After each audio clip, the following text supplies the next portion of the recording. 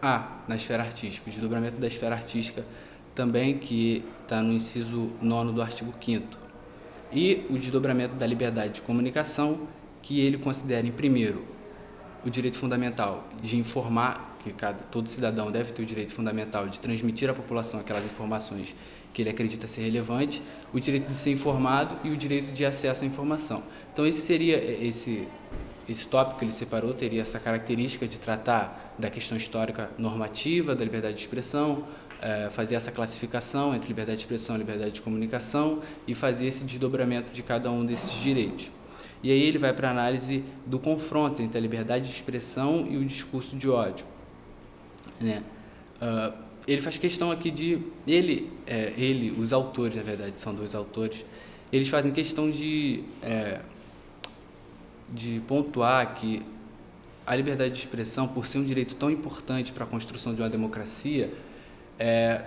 tem que haver cuidados no momento de restringir esse direito, porque uma possível restrição pode causar danos à democracia. E aí ele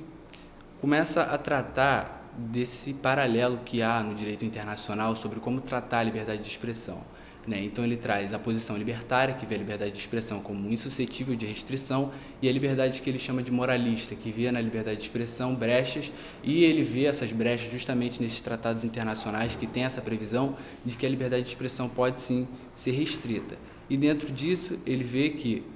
pela questão do avanço tecnológico e com a possibilidade das pessoas transmitirem suas opiniões e se manifestarem de forma muito livre, ficaria esse embate que seria, claro, decidido no Estado soberano em que estiver ocorrendo o conflito. E ele insere a ação coletiva, na verdade o título do tópico é as ações coletivas no âmbito de tutela do direito de liberdade de expressão. Então, aqui ele faz ele não faz a classificação, na verdade ele traz a classificação que existe a respeito dos direitos coletivos estrito sensu, direitos individuais homogêneos e direitos estrito sensu, individuais homogêneos e direitos difusos, né? Ele traz aqui, os direitos difusos são aqueles em que os titulares são indeterminados. Os direitos coletivos estrito sensu são aqueles que você pode determinar os titulares, mas eles estão ligados entre si ou com o polo passivo por alguma relação jurídica. E os individuais homogêneos serão aqueles que todas as pessoas têm e por ser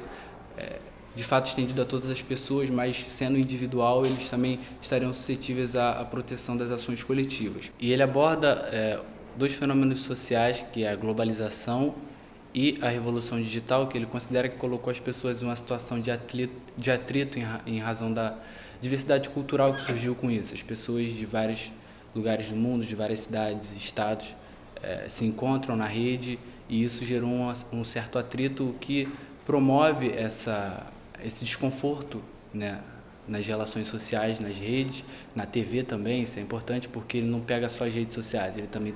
trabalha com a TV, com a rádio. Aliás, casos da jurisprudência que ele traz têm a ver com a televisão, e com essa geração de atrito surge essa violação de direitos das pessoas, que ele aborda da seguinte forma: ele entende que muitos desses discursos ofendem uma pessoa diretamente, mas ele parte da ideia de que ao ofender uma pessoa, todo o grupo que essa pessoa representa ou todo grupo que se identifica com essa pessoa também sofre essa ofensa, também sofre essa violação do direito, e, portanto, a ação coletiva teria justificativa para ocorrer. Os casos da jurisprudência que ele traz: primeiro, ele traz o caso do deputado Jair Bolsonaro contra os homossexuais, quando ele, num programa de TV, disse que seus filhos não seriam homossexuais porque foram bem educados, e foi condenado em primeira instância a pagar 150 mil a um fundo de direitos humanos. Traz o caso da TV Record contra as religiões afro-brasileiras, porque no programa da TV Record, programa religioso, as religiões afro eram associadas a questões demoníacas, a questões ruins, e o Ministério Público, junto com outras entidades, entraram com uma ação contra A Rede Record também foi condenada a promover direito de resposta, o Datena contra o Ateu, a Defensoria Pública contra a Casa de Orações de Bento Ribeiro, o Ministério Público e Temes contra Furacão 2000 Produções. E esse caso aqui é em razão da música Um Tapinha Não Dói, porque o Ministério Público Federal achou que essa música incitaria a violência de gênero e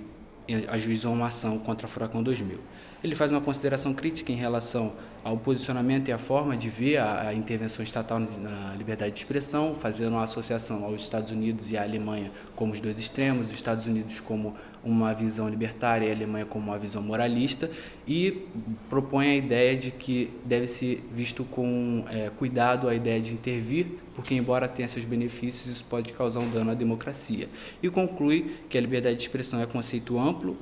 a alteração nas relações devido aos avanços tecnológicos existe e isso causou esse atrito, então surgiu a necessidade da tutela dos direitos coletivos, as ações coletivas, e ele conclui aqui a ideia principal, que as ações coletivas podem ser consideradas um meio adequado para promover a proteção de minorias políticas no caso de discurso de ódio, e traz o alerta para que essa intervenção seja feita com cuidado.